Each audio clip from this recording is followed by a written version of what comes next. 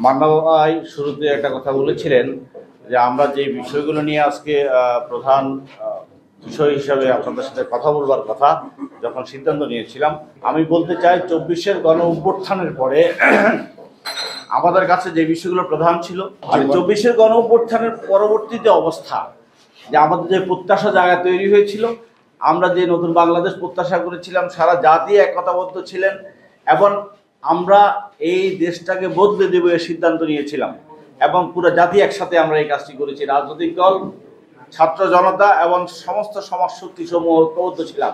মানবার কথা ধরে বলতে হচ্ছে যে কোনটি প্রধান কোনটি অপ্রধান হয়ে যায়। আজকে আমার কাছে মনে হয়েছে জাতিকে বদলে দেওয়ার কথা বলেছিলাম, আমরা কি বদলে গিয়েছি কিনা সেই প্রশ্নটা আমার কাছে এখন প্রধান হয়ে উঠছে।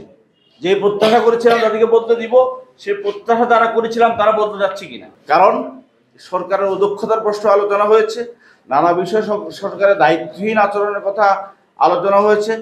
আমরা দ্রব্যমূল্য থেকে আইন শৃঙ্খলা পরিস্থিতি থেকে প্রশাসনের অস্থিরতার থেকে যেগুলো নিয়ে অনেকবার আমরা কথা বলেছি, কিন্তু প্রত্যাশা যে জায়গাগুলো ছিল, যেগুলোর একটি রোড ম্যাপও সরকার আগে দিয়েছিলেন, সংস্কার কমিশনগুলা গঠিত হয়েছে, সেগুলো রিপোর্ট দিবে, তার ভিত্তিতে আলোচনা হবে এবং ডায়ালগ হবে। তার মধ্য দিয়ে যে সমস্ত বিষয় আমাদের ঐক্যমত্য তৈরি হবে, সেই সমস্ত বিষয় আমরা সংস্কার করব এবং যেগুলাতে আমরা ঐক্যমত্য তৈরি করতে পারবো না সেগুলো পরবর্তী সরকারের জন্য রেখে দিব। কিন্তু দুর্ভাগ্যজনকভাবে সত্য যে এই সংস্কার কমিশন রিপোর্ট দেওয়ার আগেই সংস্কার সংশ্লিষ্ট বিষয় আমাদের প্রশাসনিক সিদ্ধান্ত নিতে হয়েছে। যেমন নির্বাচন কমিশন, যেমন দুদক, তেমনিভাবে আজকে রাজনৈতিক মহল থেকে, রাজনৈতিক দলসমূহের পক্ষ থেকে বলা হচ্ছে 3 মাসের ভিতরে নির্বাচন হয়ে যাওয়াটাই বাঞ্ছনীয় এবং এর বেশি সময় লাগবার কথা নয়। অর্থাৎ এটি তত্ত্বাবধায়ক সরকার এবং অন্তর্বর্তীকালীন সরকারের যে দাবি, যে পার্থক্যের যে বিবেচনাটা ছিল, সেটিও এখন আর থাকবার বা রাখবার কোনো চেষ্টা হচ্ছে না।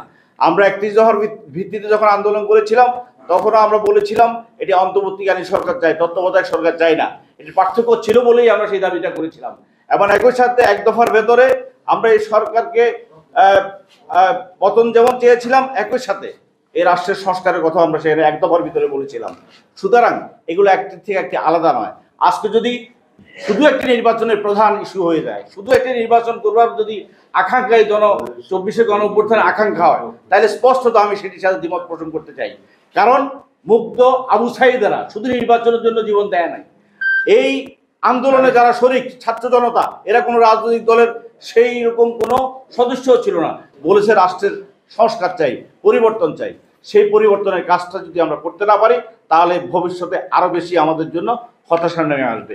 অন্তর্বর্তীকালীন সরকারের প্রধান উপদেষ্টা যেই পথ নকশা, মান্নাই বলছে পথ নকশা, যেটুকুই আমরা বলি উনি যেটুকু দিয়েছেন, আমি মনে করি উনি ওনার জায়গার থেকে নড়ে গিয়েছেন। কারণ এর মধ্য দিয়ে উনি যদি 2বার ব্যবহার করার মধ্য দিয়ে উনি এটা বুঝাতে চেয়েছেন শুধু নির্বাচন সংশ্লিষ্ট সংস্কার ছাড়া অন্য সংস্কারগুলা হওয়া না হওয়া নিয়ে ওনার ভিতরে সংশয় আছে। না হলে 2বার উনি যদি শব্দ ব্যবহার করতেন না। এর মধ্য দিয়ে একজন রাজনৈতিক কর্মী হিসাবে আমার ভিতরে হতাশা আছে, কারণ আমি পরিবর্তনটা চাই, সংস্কারটা চাই, নতুন বাংলাদেশ চাই। আমরা এই মুহূর্তে আমাদের আপনাদের মিডিয়া সহ সবাইকে অভিযুক্ত করছি, আমরা মনে হয় সেই জায়গাগুলো ভুলতে বসছি, আমরা মনে হয় সেই সময়গুলো ভুলতে বসছি।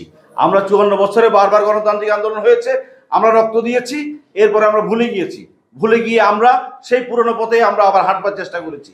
আজও আমার কাছে সেটিই মনে হচ্ছে আমরা এই ভয়াবহ স্মৃতি এবং 15.5 বছরের শেখ হাসিনা দুঃশাসনের স্মৃতি, গণ অভ্যুত্থানের স্মৃতি সব ভুলে গিয়ে আমরা নতুন কল্পনা রাজ্যে বাস করছি। সেটা এই জাতির ভবিষ্যতের জন্য অত্যন্ত হুমকি স্বরূপ। সেই জায়গায় সকল মহল এই সরকারকে এবং সকল রাজনৈতিক দলসমূহকে সতর্ক এবং সচেতন হওয়ার আহ্বান জানাচ্ছি।